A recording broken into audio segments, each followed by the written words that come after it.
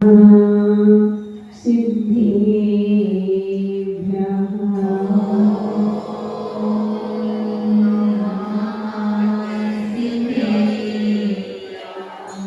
निरंतर शुद्ध परमेष्टि भगवान की त्रिलोक पूज्य पंच परमेष्टि भगवान की 1008 देवादि देवादिनाथ भगवान की 1008 विष्टारांगुनायक शांतिनाथ भगवान की 1008 चिंतामणि पाशनाथ भगवान की 1008 भगवान महावीर स्वामी की भगवान के निर्माण महोत्सव की परम पूज्य आचार्य विमल सागर जी सन्मति सागर जी महामुनि राज की परम पूज्य मम दीक्षा गुरु भारत गौरव संत श्रोमणी आचार्य गुरुदेव विराट सागर जी महामुनि राज की।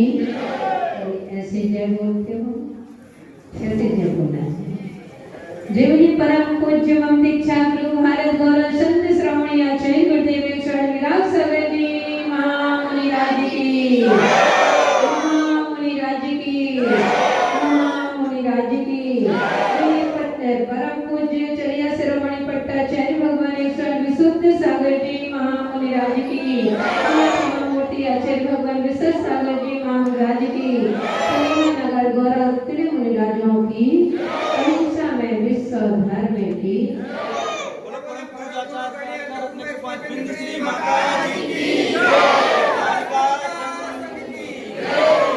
धर्म स्नेही प्यारे प्यारे भगवात्माओं, हंसो तो जरा जम के हंसो, हंसो तो जरा जम के हंसो के हंसना बाकी ना रहे, हंसो तो जरा जम के हंसो के हंसना बाकी ना रहे, और रोना तो जरा जोर से रोना की रोना बाकी ना रहे। आओ तो ऐसे आओ, आओ तो ऐसे आओ कि जाना बाकी ना रहे, और जाओ तो सिद्धा रह जाओ कि आना बाकी।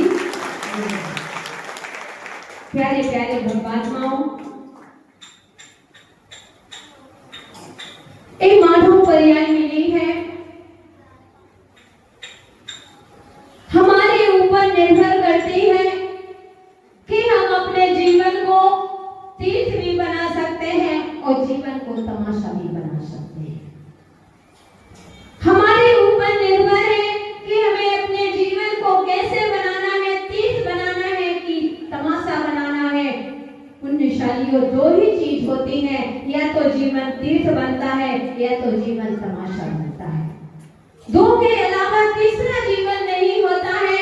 तो चलते हैं, आज हम उसी जीवन के तीर्थ और तमाशा की चर्चा करते हुए कि कौन है ऐसे महापुरुष जिसने अपने जीवन को तीर्थ बनाया है, और कौन है ऐसा व्यक्ति जिसने अपने जीवन को तमाशा बनाया। सुनना है कि नहीं?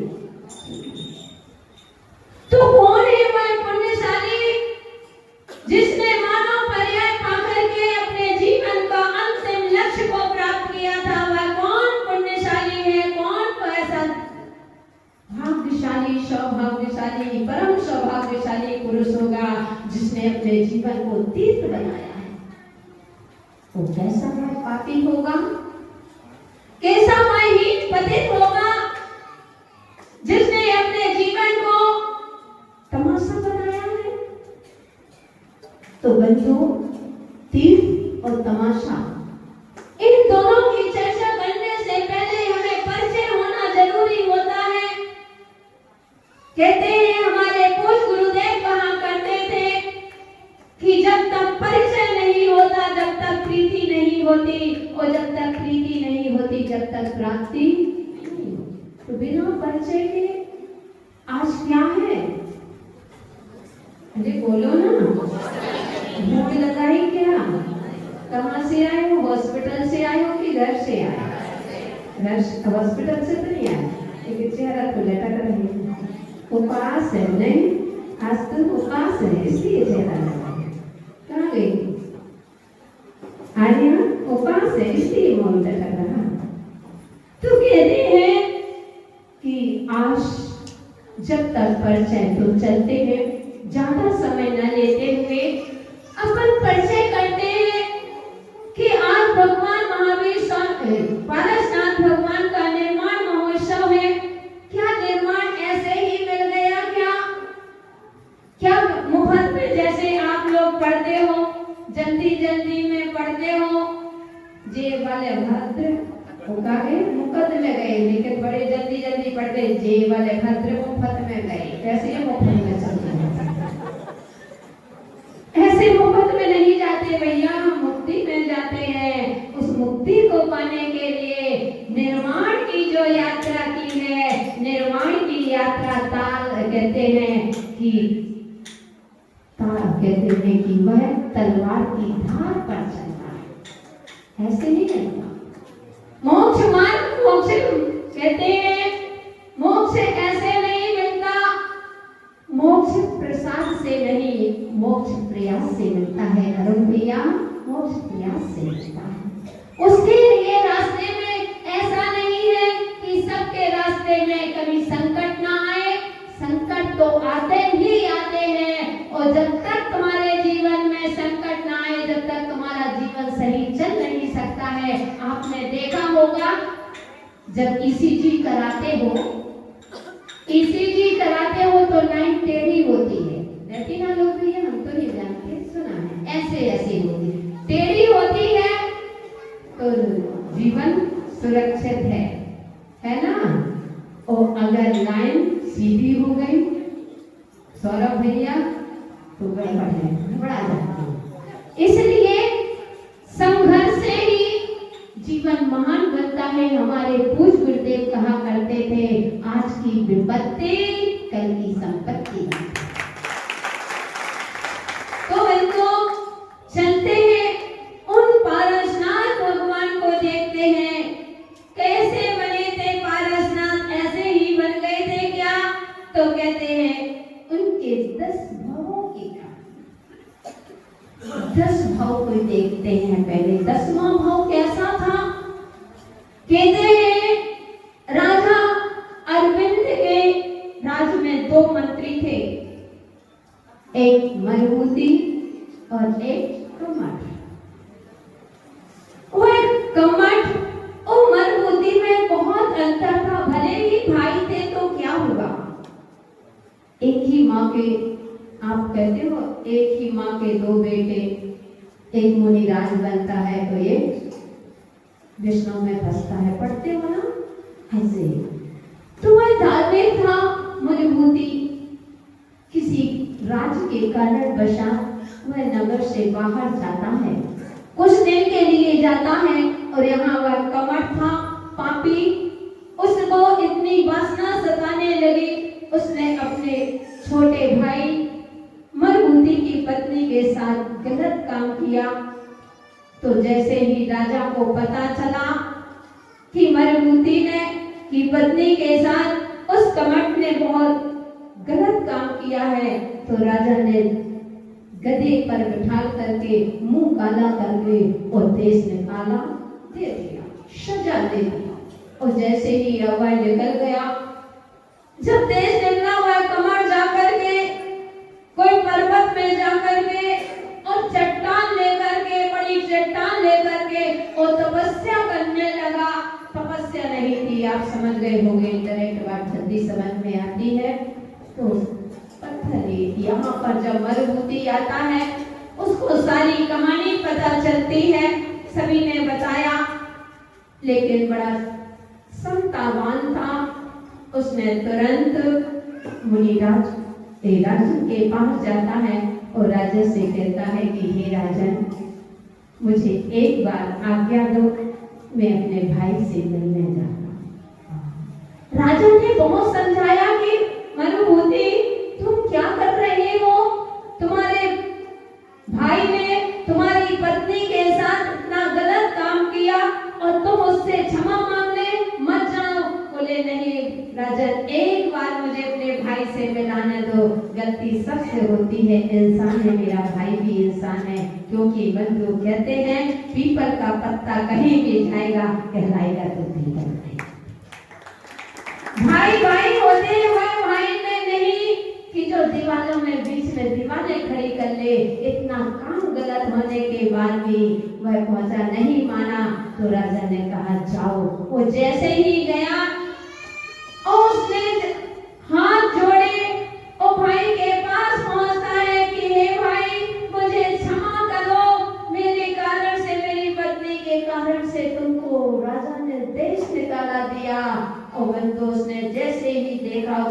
उतनी तेजी से गुस्सा आता है और उसने जाकर के वही शिला उसके ऊपर मरभूमि के ऊपर पटक देता है।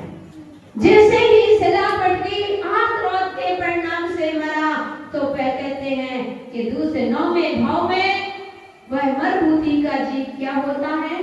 हाथी होता है। और यह कमठ मर करके क्या बन जाता है? सर्प बन जाता। जब वह सर्प बना, उसकी मृत्यु हुई और बंधु यहाँ राजा अरविंद को वैराग हो जाता है कि कौन किसका है। वह भाई जो अपने भाई से मिलने गया था, उसी ने ही अपने भाई को मार दिया।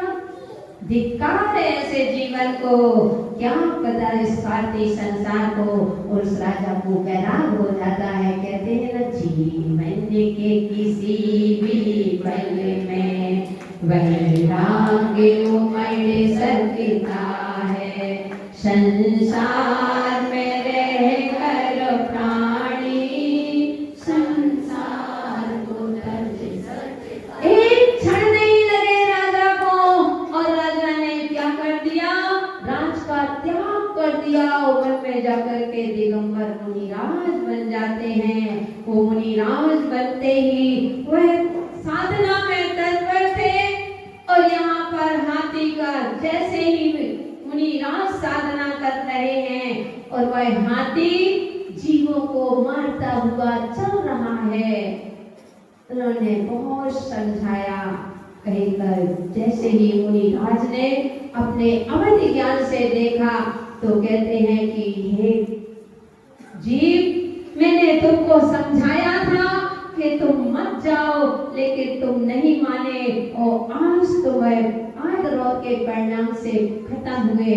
आज इस पर्याय में आ गए, आपको हाथी की पर्याय में आ गए। कितने जीवों की हिंसा हो रही है और कितने जीवों तो जैसे ही हाथी से कहा, उसको जाति स्मरण हो जाता है। वो वह सूंड उठा करके मुनिराज से कहता है कि महाराज, मुझे मोक्ष मार्ग का रास्ता बताइए, मुझे वृत्ति में कुछ व्रत दीजिए। बंधुओं, हर जगह हर सिस्टम होती है।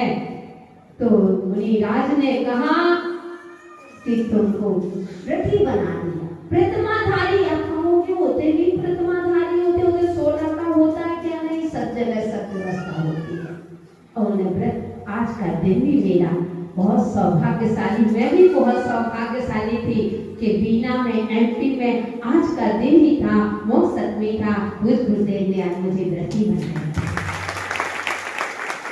ठीक प्रतिमा लेकर के गुरुदेव ने मुझे और हमारे संग में अंकिता थी, आप सभी लोग जानते हैं, चंद्र कुमारी की बाई, उनने भी व्रती बने थे। तो बंधु, मुनिराज ने कह दिया कि प्राशुक नदी में जब सूर्य की किरणें पड़ती हैं तो वह पानी प्राशुक हो जाता है, वह प्राशुक पानी पीना है। और जब पत्ते, जो सूखे हुए पत्ते होते हैं, वह पत्ते से वह भोजन करता था। और बंधु, मुनिराज अपने ध्यान में थे। वह हाथी व्रत लेकर के अपनी दिनचर्या करता था। और यहाँ हाथी का जब मृत्यु पता चला कि वह सर्प उस हाथी के पास आया और उसने देखा, उसको जाते स्मरण हो आया, तो उसने सर्प ने उस हाथी को डस लिया। हाथी को जैसे ही डसा, वह हाथी मरा। तो कहते 8वें भाव में वह स्वर्ग में देव हो गया, क्योंकि व्रती बन करके गया था। जो प्रतिमाधारी होते हैं वह देव गति मिलती है, मनुष्य प्रियज और नरक गति उनको नहीं मिलती है। स्वर्ग में देव हुआ और वह जीव कमठ का जीव था, सर्प से मर करके वह नरक में चला गया। अब वहां से जब स्वर्ग की आयु व्यतीत करके 7वें भाव में अग्निवेश नाम के विद्याधर हुए और यहाँ पर यह अजगर हुआ। अब उन विद्याधर को वैराग हो गया, मुनिराज बन गए, वो अपनी साधना कर रहे थे। यह नरक से निकला जीव, कमठ का जीव अजगर बना और अजगर बन के देखा जैसे मुनिराज साधना कर रहे हैं, ध्यान में है, वो बैर उमड़ आया। क्या आ गया? बैर। उस उसने मुनिराज को दस लिया। मुनिराज के वही प्राण पवित्र, उनकी समाधि हो गई और उनके प्राण उड़ गए। तो बंधु में 6वें भाव में 16वें स्वर्ग में इंद्र बने और यह अजगर मर करके पुनः 6ठे नरक में चला जाता है। वहां 16वें स्वर्ग से स्वर्ग में इंद्र थे, वहां से अपनी आयु पूर्ण करके यहाँ पर कहते हैं वज्रनाभि चक्रवर्ती बनते हैं और 6ठे नरक से निकल करके कमठ का जीव कुरंग नाम का भील बनता है। फिर कहते हैं वज्रनाभि चक्रवर्ती को भी वैराग हो जाता है तो वे मुनिराज बन जाते हैं और साधना करते हैं। यह कुरंग नाम का जो भील था, जैसे ही उन्होंने देखा कि ये मुनिराज है, पुनः बैल उसको देश उमड़ आया और भाला था, उनकी भाला उनके अंदर काट दिया। मुनिराज की मृत्यु हो गई और मुनिराज को जैसे ही तो कहते हैं ग्रेवक स्वर्ग में अहिमिंद्र हुए मरुभूति का जीव और ये 7वें नरक में पहुंच गया। कौन? कमठ का जीव। और वहां से अयोध्या नगरी के राजा आनंद कुमार बने। वहां से अपना आयु व्यतीत अहिमिंद्र जो बने थे तो कहते वहां से चित होकर के अयोध्या नगरी के राजा आनंद कुमार राजा बनते हैं और यह पापी 7वें नरक से निकल करके क्रूर सिंह बन जाता है। पुनः वे राजा अपना वैराग हो जाता है और अपनी साधना करते हैं। जैसे ही ध्यान में बैठे थे वह क्रूर सिंह वहीं पहुंच जाता है और जाकर के क्या करता है, मुनिराज को खा लेते हैं। तो मुनिराज पुनः स्वर्ग जाते हैं और यह जीव कमठ का जीव कहाँ पहुंच जाता है? नरक पहुंच जाता है। और पुनः कहते हैं कि वह जीव जब स्वर्ग में गया वहां से च्युत होकर के बामा देवी के गर्भ में आ गए और कहते हैं जैसे गर्भ में आए और मही वो कहते हैं नरक से निकला जीव कौन बना? उसके नाना बन गए, महीपाल नाना बन गए। इस प्रकार से बंधु तो कमठ के जीव ने हर बार उनको उपचार किया और वे संता से धारण कर रहे। धन्य है ऐसे मुनिराज। ध्यान रखना, सब लोग कहते हैं कि पारसनाथ के ऊपर कमठ ने उपसर्ग किया था। कौन कहता है कि पारसनाथ के ऊपर कमठ ने उपसर्ग किया था? क्योंकि जो केली होते हैं उनके ऊपर उपसर्ग, भगवान के ऊपर उपसर्ग होते ही नहीं है। उपसर्ग हुए थे तो मुनि पारसनाथ के ऊपर हुए थे, भगवान पारसनाथ के ऊपर।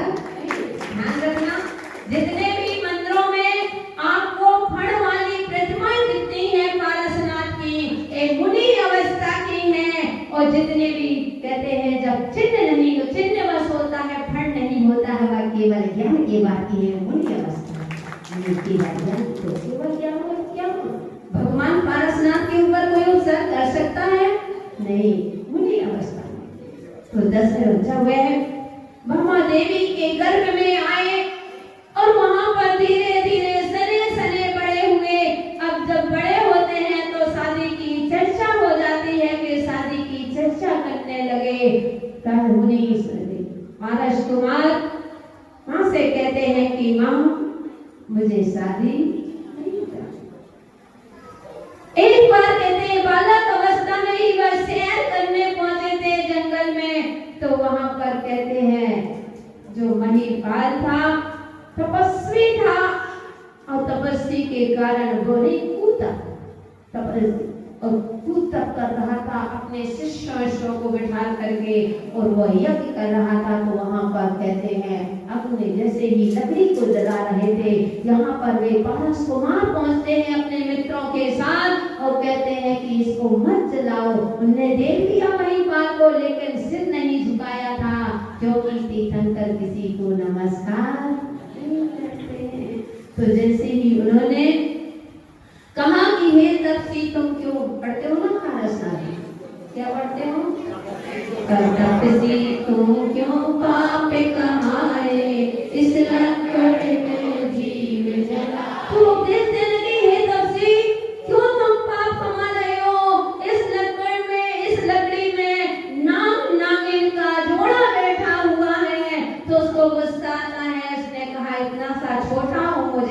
शिक्षा दे रहा है। बंधु, हर किसी को शिक्षा नहीं दी जाती।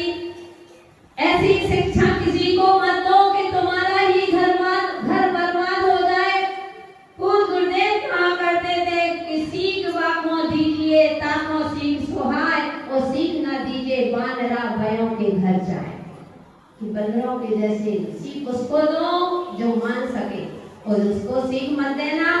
पिता कहते हैं बेटा ऐसा करो, नहीं जाना, देख लिया वो और उद्दंड हो जाता है। ऐसे लोगों से मध्यस्थ हो जाओ, ऐसे लोगों को सीख मत दो।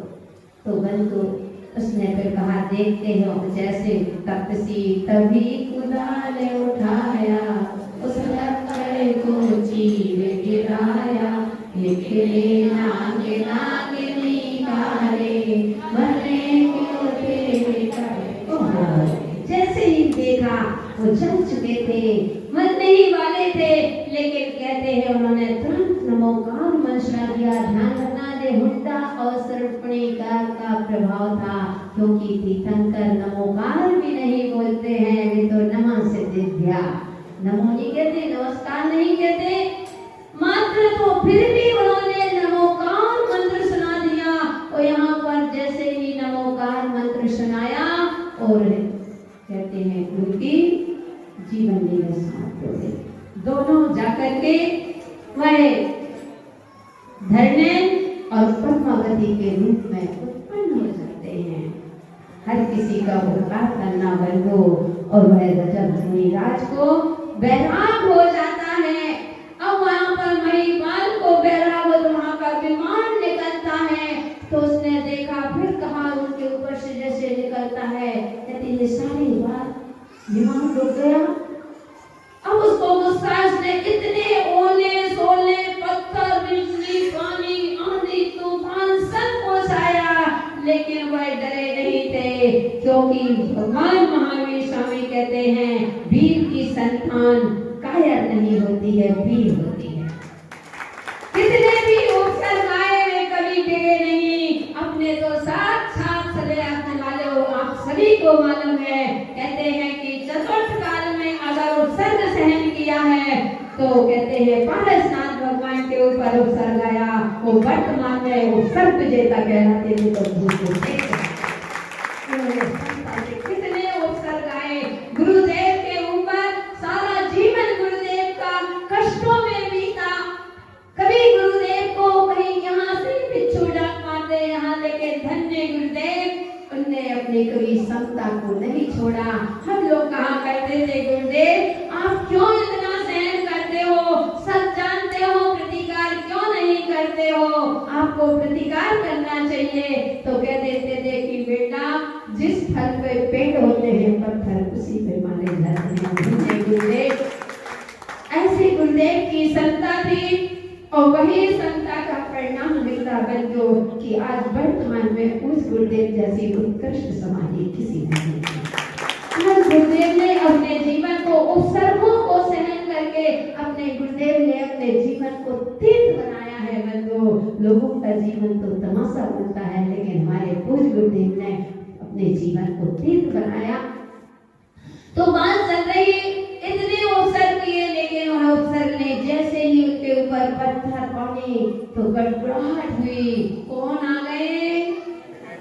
धरणेन और पद्मावती आ गए, और उनकी रक्षा करने के लिए आ गए।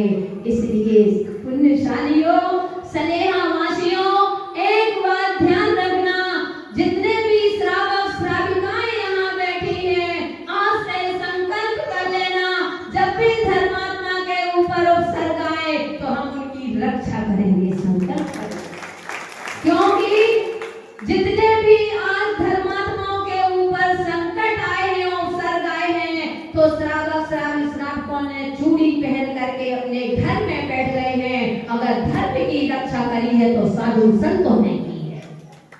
जब कहते हैं वह कैलाश पर्वत को, रावण कैलाश पर्वत को हिला रहा था, तो वे कहते वाली मुनिराज ने ही अपने पैर से अंगूठे को दबा के रखा था, तो धर्म की रक्षा की थी।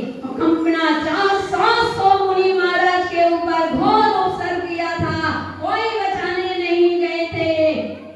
कौन गया था? मुनि विष्णु विष्णु कुमार मुनिलाल ने अपना पद छोड़ करके आएगी कहानी चलते हैं, उनका परिचय बाद में कराएंगे। मैं इतना कहना चाहती हूँ कि उन मुनिराज के ऊपर कहते हैं, मुनिराज जहाँ केवल ज्ञान होने वाला था और कहते हैं अपना पद छोड़ करके गए थे। किसको हो सकते थे? कह देते हमारे संग के मुनिराज थोड़ी हैं, हम क्यों जाएं? वो हमारे संग के थोड़ी हैं, वो हमारे गुरु के शिष्य थोड़ी हैं, वो तो दूसरे संग के हैं, उन्होंने कुछ नहीं देखा। मात्र जैन दर्शन मतभेद नहीं होता है, ना मन भेद होना चाहिए ना मतभेद होना चाहिए। जैन दर्शन एक है, वो एक ही रहेगा। मुनिलाल विष्णु कुमार मुनिलाल अपना पद त्याग करके और उनकी रक्षा करने गए थे। बंधु, कौन सा इतिहास है बता दो कि श्रावकों ने मुनिराज की रक्षा की है क्या? धर्मात्मा ने ही धर्मात्मा की रक्षा की है। इसलिए आज भगवान ने साधना करके आज निर्माण महोत्सव कितने अवसर करे, तो इसलिए मैं सबसे पहले आज यहाँ पर आप लोग भक्ति रूपी आराधना में गंगा में स्नान कर रहे थे, आराधना कर रहे थे, पारसनाथ भगवान के गुणगान गा रहे थे। तो आज एक संकल्प लेकर के जरूर उठना कि कभी भी हम किसी भी कोई भी चाहे साधु हो, धर्म के ऊपर कभी भी अगर वो हो जाएगा तो हम उनकी रक्षा जरूर करेंगे। एक बार संकल्प करो, हाथ उठा करके घुमा दो भैया मीडिया वाले, घुमाओ, देखे हम कितने संकल्प लिया है। उठाओ हाथ, कौन कौन संकल्प ले रहे हैं कि हम कभी भी देव शास्त्र गुरु के ऊपर कभी भी संकट आएंगे तो हम इनकी रक्षा करेंगे। सबकी ले लेना हो गया, श्रीफल बनाओ, प्रतिज्ञा करो कि हम भगवान सबकी रक्षा करेंगे। हम कभी भी धर्मात्मा के ऊपर संकट आएगा तो घर में नहीं, हम अपनी जान निछावर कर देंगे, लेकिन साधु संतों की रक्षा अवश्य करेंगे। बहुत सुंदर, आपने इतना संकल्प लिया तो बंधु ध्यान रखना, जब भी उनके ऊपर उत्सर्ग नामनी ने किया था, कभी तो वे धन्य पन्नावती आए तो श्राविकाओं जब भी धर्म के ऊपर मुनिराज के ऊपर आ जाए तो तुम लोग बहनें और पद्मावती मिलकर के आ जाना और धर्म की रक्षा जरूर करना। तो आज ने उपसर्ग सहन करते हुए उन्होंने हर भाव में क्षमा किया, एक भाव में नहीं, कितने भाव में? एक तरफ का बैर था, मरुभूमि की तरफ से बैर नहीं था, एक तरफ का बैर कितने भाव तक घुमाता है? यह बैर महादुखदाई है, यह बैर न बैर मिटाता है, यह बैर निरंतर काणी को भवसागर में। कुछ साथियों, पूजन तो पढ़ी है, उच्चारण से पढ़ते हो लेकिन आचरण में नहीं आता था। किसी ने एक बात कही तो ठीक ठाक जैसे को तैसा। कहते माता जी सीधे का जमाना नहीं है। तो माता जी हमसे सहन नहीं होता, क्यों सहन नहीं होता? बंदो सहन करो, हम उन्हीं के वंशज हैं, हम पारसनाथ के अनुयायी हैं, हम उनकी आज्ञा पर चलते हैं, उनकी पूजन करके आराधना करके।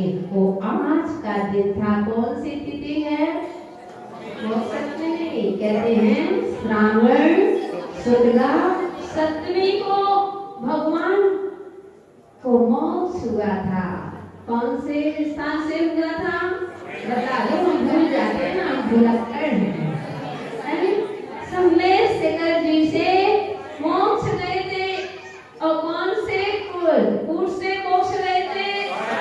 स्वर्ण कूट से मोक्ष गए थे। तो आज भले ही हम लोग सम्मेद शेखर जी नहीं पहुँचे, लेकिन भावों से सब लोग सम्मेद शेखर जी ही पहुँच करके आज भगवान का निर्माण लड्डू चढ़ा रहे हैं। लड्डू ही क्यों चढ़ाया जाता है? बर्फी क्यों नहीं चढ़ाई जाती? बता दो। अरुण भैया तुम्हें दिख रहे हो, अभी तो विद्वान है, बताओ। सरवार सागर जी पापा बताएंगे, बताओ लड्डू क्यों चढ़ाए? लड्डू क्यों चढ़ाए जाते हैं? बताओ, कौन बताएगा?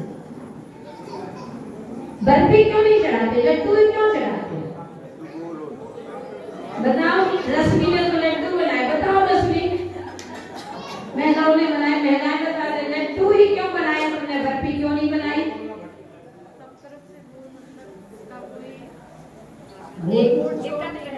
बोल है हाँ, इनने बनाई, सर्वाशाल की मम्मी ने भी बताया, सबने बता छोड़, किसका छोड़ नहीं रहता, लड्डू का छोड़ नहीं रहता।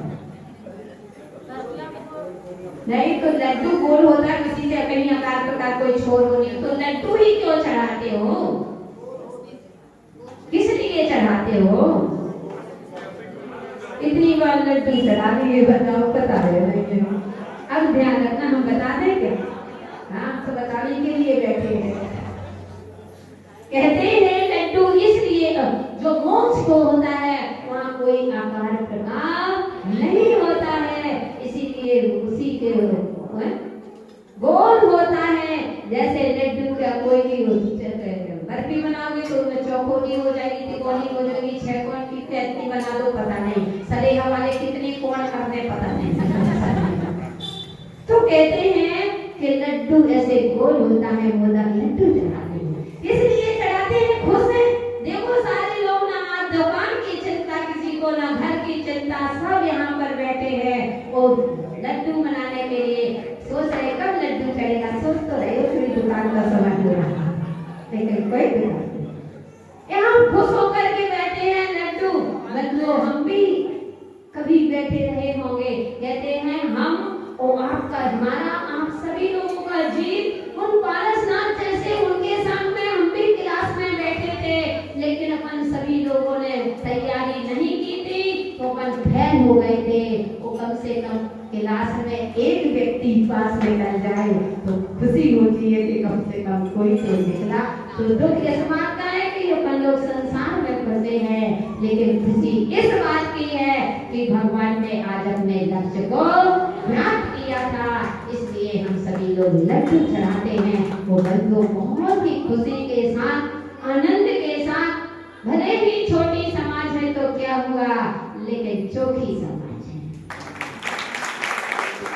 सब लोग ध्यान रखना, जो हमारा प्रवचन भी सुन रहे हैं, सोचना माता जी सलेहा की तारीफ करती है, सलेहा की नहीं कर रहे, भक्ति की कर रहे, क्योंकि दिनेश इंद्रेश भैया जब हम छोटे थे, बता दे क्या जब तुम तो थे नहीं, हम बता रहे थे, जब हम छोटे थे तो बचपन में माँ ने कहा था कि बेटा गर्मी जून में होती है, किसमें होती है, गर्मी जून में होती है। थोड़ी बड़े हुए तो चाची ने कहा कि बेटा ठंडी का मौसम है तो गर्मी किसमें होती है, ऊन में होती है।